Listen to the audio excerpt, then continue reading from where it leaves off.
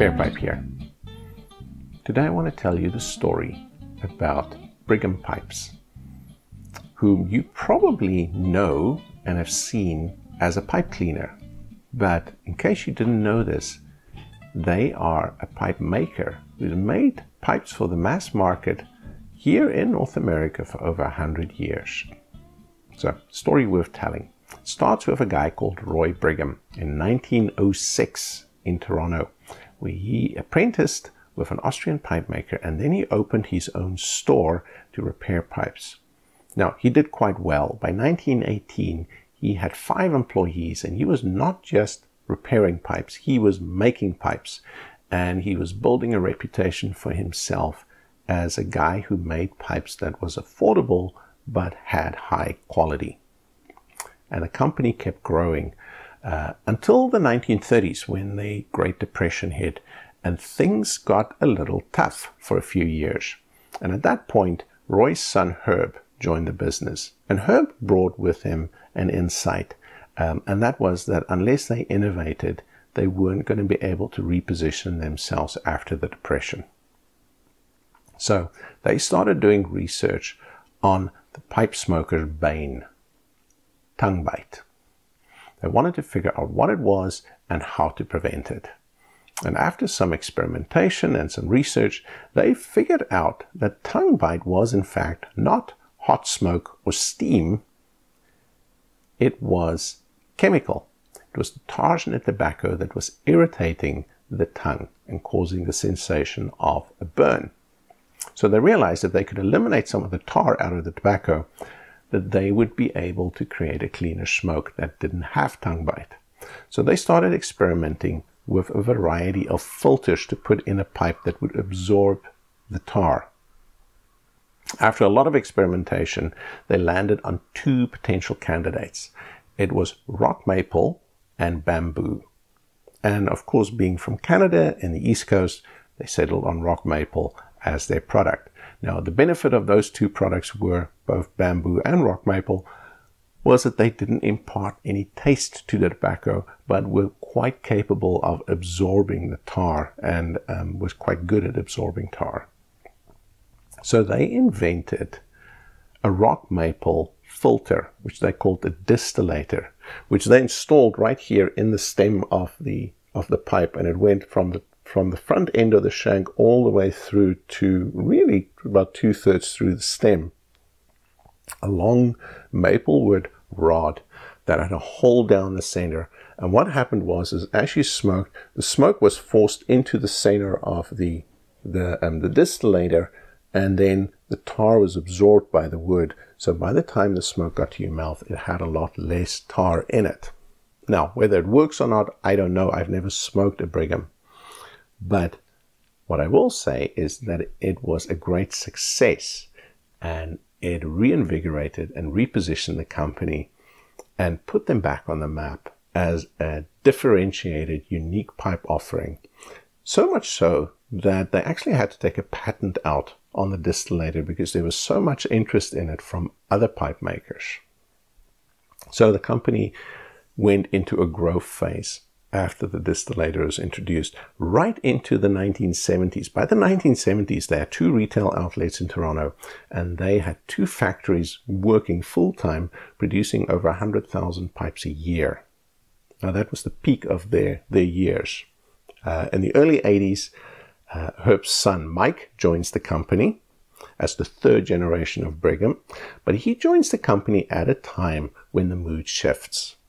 And in the 1980s, firstly, pipe smoking suddenly starts looking a little old-fashioned. You know, this is the era of fast cars, and cell phones starts coming in, and, you know, capitalism is great, and there's lots of money being made, and people are moving fast, and all of a sudden, pipe smoking just seemed a little passé. Together with that, at that time, the tobacco producers start running into legal troubles. And the mood shifts about tobacco usage, and all the negative news about the health side effects about tobacco starts hitting the headlines. So combined with a fall off in tobacco use and a shift away from pipes, Brigham was in trouble. together with a lot of other pipe companies at the time.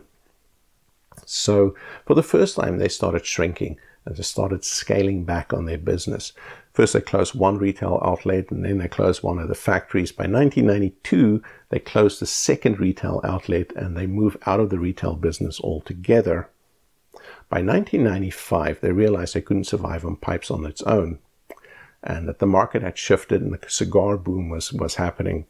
So they changed their name from Brigham Pipes Limited to Brigham Enterprises and start focusing on the tobacco industry in a broader sense than just pipes, in order to remain relevant.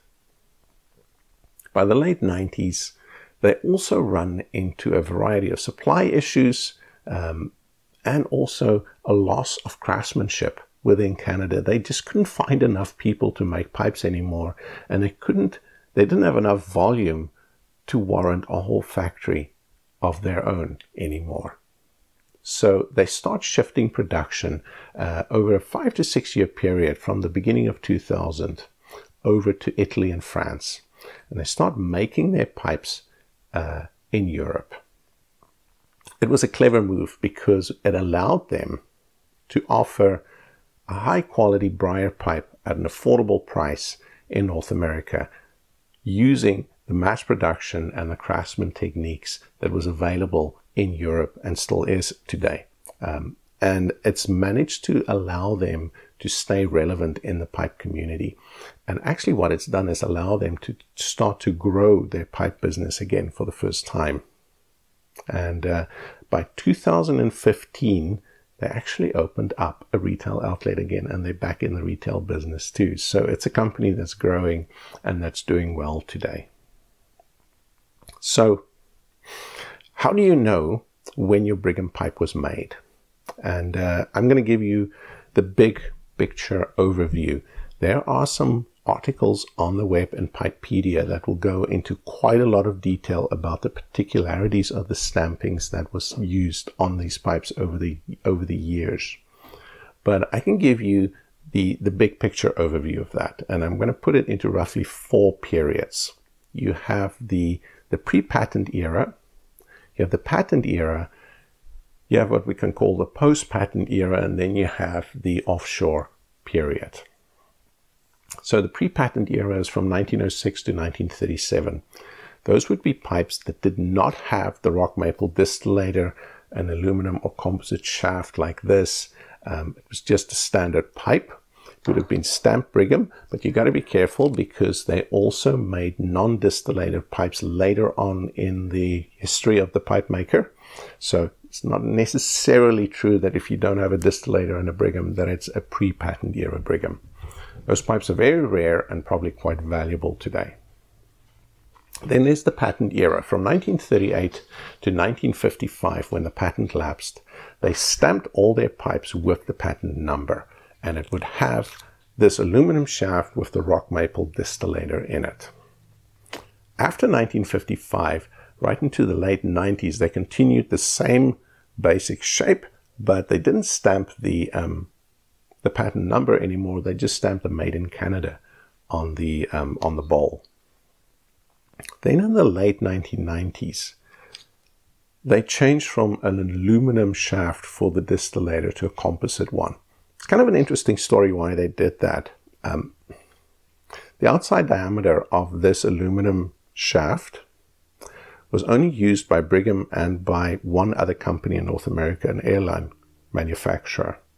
And when the airline manufacturer closed its doors, the aluminum tube manufacturer stopped producing that diameter because there just wasn't enough of a market for it anymore. So Brigham had to go and find itself an alternative, and they did so with a composite material. The downside of the composite material was that it breaks a lot more easily than the aluminum, and they got some complaints about that, and as a response they did something which I think shows a commitment to their customers. They promised that if your shaft of your composite stem breaks, they'll give you a brand new stem for free, which I think is awesome. So then the final era is call it the offshore era. which starts happening in the early 2000s, is fully transitioned into by 2006 up until today, and that is pipes that is now made offshore. And one of the key differences is the way that the stem is stamped, and I'll get into that in a second,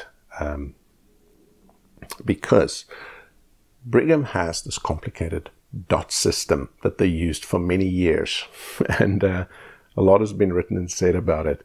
And if you into Brigham pipes, you'll know what I'm talking about. So for the longest time, right until 1980, they had 8 different grades of pipe, starting with a 1 dot, ending with a 6 dot, 6 dot being the most expensive pipe, the 1 dot being the cheapest. And where all the confusion comes in with their dot system is the fact that they had 3 different variants of the 3 dot. That one that sat like a little triangle, and then they had 3 as a horizontal and 3 as a vertical. The 3 vertical and horizontal was a slightly higher grade than the triangular 3 and was paired with a 600 series bowl, but it wasn't the most expensive pipe. It was sitting somewhere between the 3 and the 4 dot range in terms of price. The most expensive pipes had 6 dots on the stem and had a 600 series bowl. This particular one is a 2 dot shape 202, so 200 series 2 dot pipe, so relatively inexpensive pipe in this particular case. This was not a high grade pipe. In 1980, they simplify things a bit. They get rid of these 3 dot variants. They just go simply from a 1 dot to a 6 dot. 1 dot being the cheapest, 6 being the most expensive, paired with a 3-digit number on the bowl, where the first digit corresponds with the number of dots on the stem. And then they introduce, on top of that, the President series that has a unique 3 dot pattern with 2 small and 1 big dot, which was their top of the range pipe. Since 2007, they stopped using the dot system altogether. They simply stamp their stem with a B logo, and they have different ranges of pipes. Very much like the other pipe manufacturers today, who also doesn't really do grading of pipes anymore in the way that it used to be done. So how much would you pay for a Brigham? They're not expensive. You can buy a rock maple distillator pipe that's brand new today online for around $40. And it goes up to maybe $150 depending on the finish and the shape that you're looking for. So really inexpensive pipes, but good quality, well-made pipes that has this unique filtering system, which people swear by who smoke these pipes. Unfortunately, I can't vouch for it since I've not done that. In the second-hand market, you can pick them up for a song. An old dog like this goes for next to nothing. And this is going to be my next project, by the way. This pipe is probably the filthiest pipe I've ever seen. It's got about 1/3 of a bowl of dried tobacco in it that's like sitting there like a plug.